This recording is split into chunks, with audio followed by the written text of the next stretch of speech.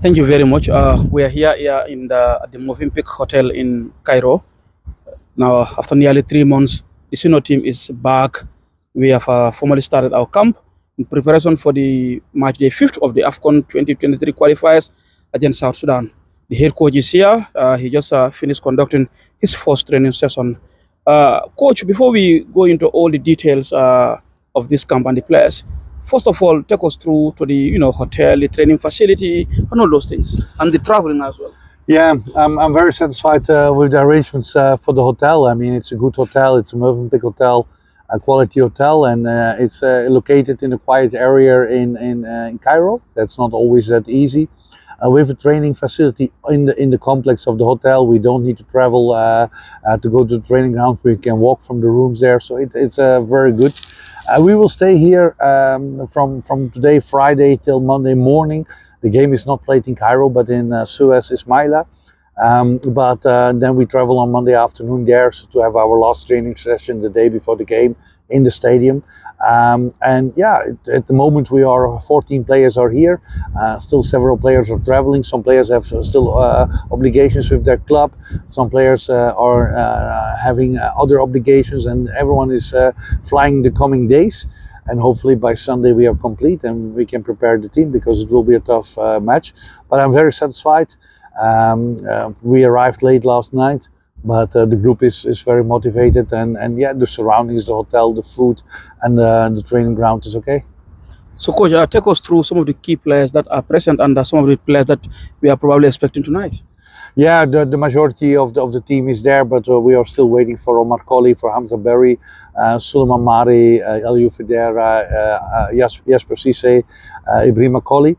These players are still traveling for their several reasons. So Omar Colley had the game on Wednesday night and couldn't fly immediately on Thursday, so they are traveling today and tomorrow. The other players are in camp, the ones who we knew would come. Everyone looks fit. The atmosphere is quite good. It's actually a group of players who know each other very well, who know what it takes to qualify a team, and you feel that spirit, the motivation, and the vibe, the passion to represent the country. I can feel it from the first second in camp. It's always nice after 2-3 months to see each other, and it's glued to a team. And yeah, first training went quite well. So, coach, initially when you were announcing your final squad, it was 24 players. But then a day before we released the list, Ali Sof pulled out, and we had to be excluded from the list. But then before we joined training, you just informed us that Yankuba Minte also may not wouldn't be coming. Do you see this as a blow to your preparations, and also are you lining up some replacements in their place? Yeah, first of all, we invited a pre-selection of 30 players, so not only the 23 or 24 players got an invitation, but much more than that. And it's naturally a blow. We were hoping for Ali Soe, we were hoping for Yusufa Njai, we were hoping for Bamba Sanyang, Ibrahima Darbu. We were hoping for all these players to be here in the camp.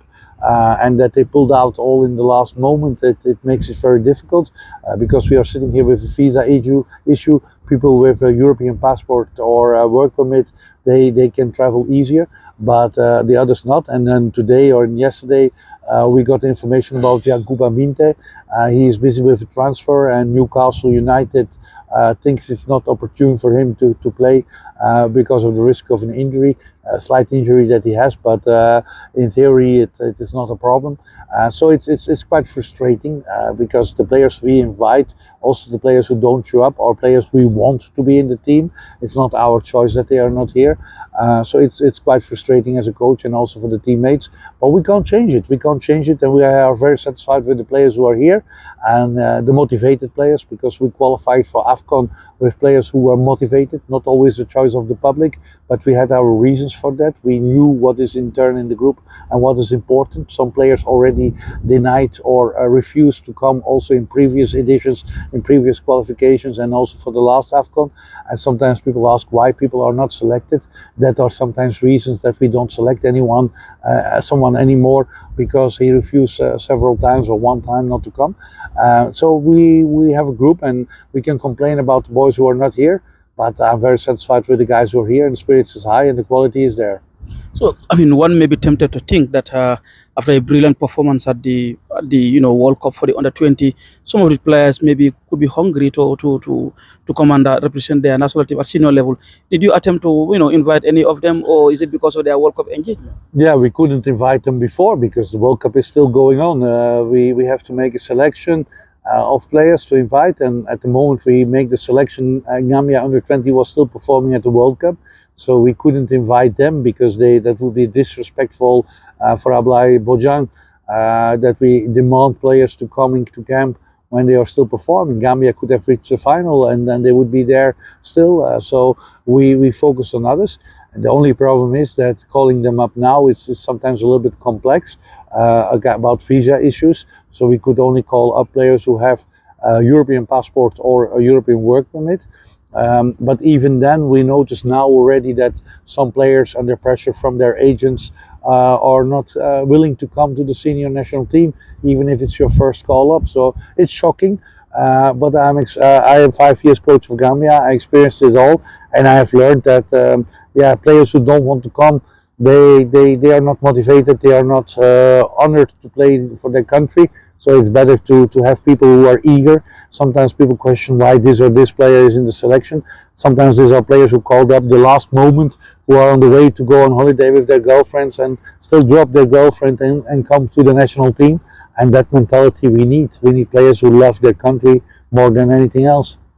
Well, I mean, there have been a lot of talk back home that you invited players, specifically Boubacar Sane, who is doesn't have a club, but then and there are other players who have clubs, but you still keep inviting him, and he played. He proved himself over 2 games against Mali. Of course, you'll be in a better position to answer that. But tell us, why do you invite Bouba?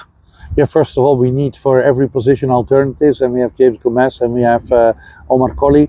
Noah Sonko Sundberg was also an option in the central defense because he played on that position in his club, but 2 weeks ago Noah cancelled. And then the group of central defenders is quite limited with international experience.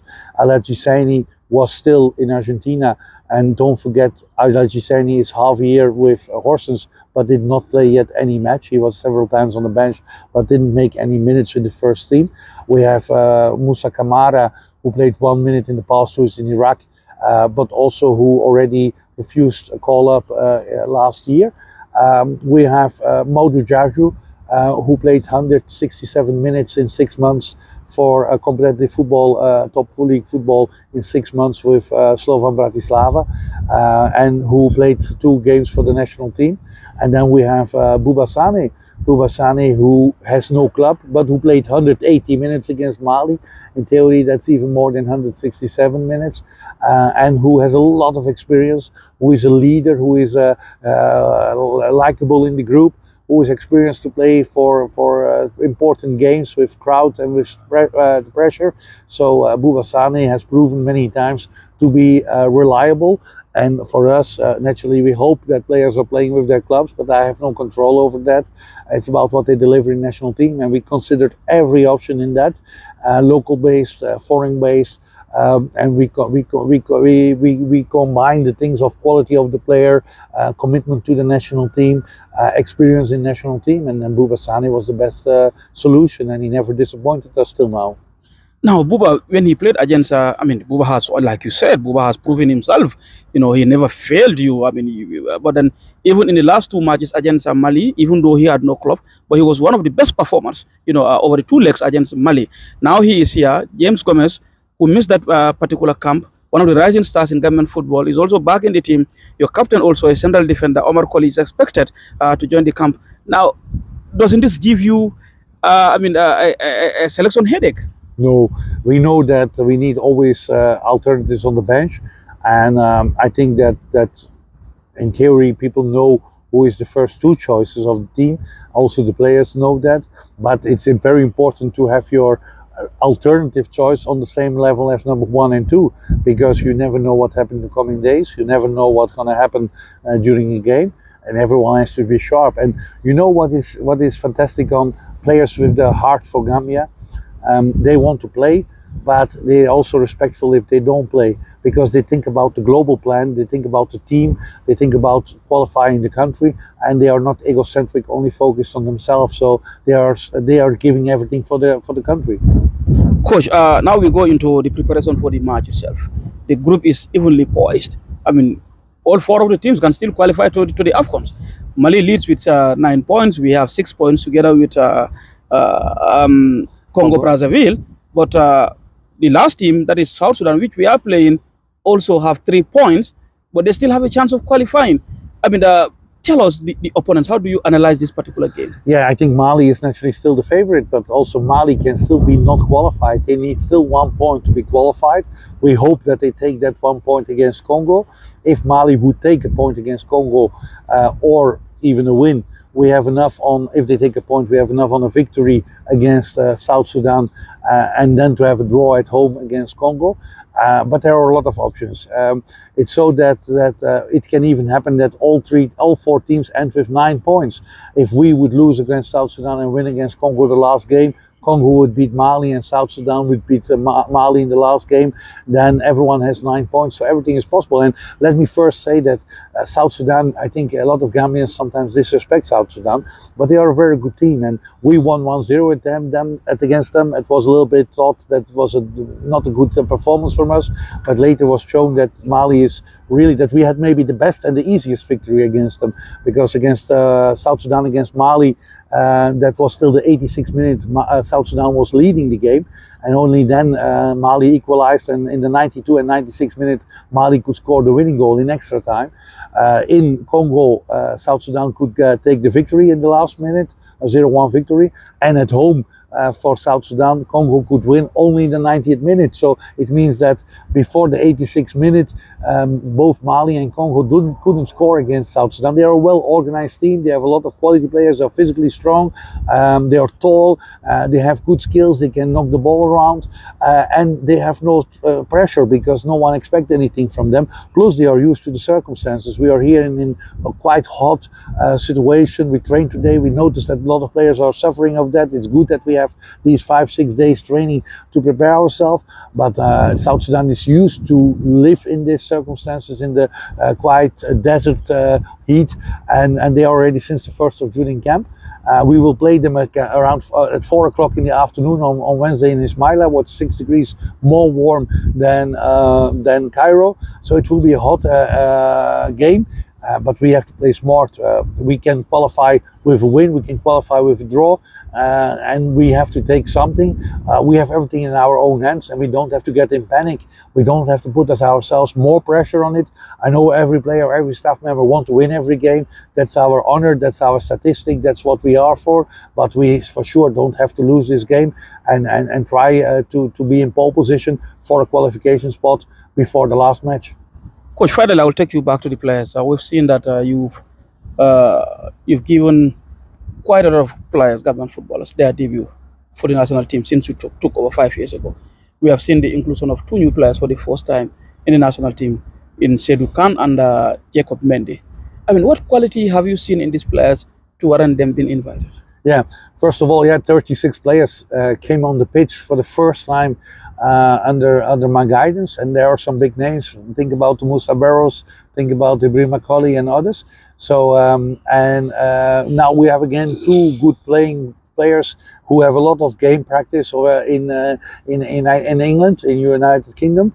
Seydou Khan is a midfield player who played for Swindon, same league as Ibu Touré, who played for Salford. He played almost every game for his club, and we got very good reports of him. Our scout Paadama went several times to check them. I checked some video footage of them, and they make a very good impression. Jacob Mendy is playing for Wrexham. They promote to the same league, League 2. Very traditional club, one of the oldest clubs in England, playing always for a big crowd. He is a left winger, left wing back, with a lot of potential. And these are 2 players who played a lot of games, who are match fit, who have a lot of stamina, and who have proven both physically, technically, but also their mentality to be fighters, and who are very eager to play for the country. And the first impression is good, and let's hope these guys can develop just like Ibu Adams did in the past, and Ibu Touré, to regulars in our team, and it's their chance to take it. I just said finally, but then that name popped up. Ibu Adams coming back for the first time after the AFCONs. How much a boost is his inclusion? His return to full recovery to our chances. Yeah, I know that Ibo Adams is not the type of player the general Gambian public likes. I remember the times he got booed when he was in Saintfiet. On the other side, he was also celebrated when he played a very good AFCON and when he made a transfer to Cardiff in the Championship. It shows his quality. He's a different style of player than what many of our Gambians have in qualities. And it's important. I always say you have Pirlos in the team, but you need also a Gattuso. You need that Makalele, you need that ball recovery, and Ibu Adams has that quality. He is quite fit. He did a lot of training sessions with his club. He played with the second team of Cardiff, so he has some games played. And actually is not top fit as before, but his unique character of quality, knowing also that we miss Alassane Mane with 2 yellow cards, makes it very useful that he is there, and we will see if he plays, but the chance is naturally big. Coach, it's always a pleasure talking to you. You're welcome. Thank you very much.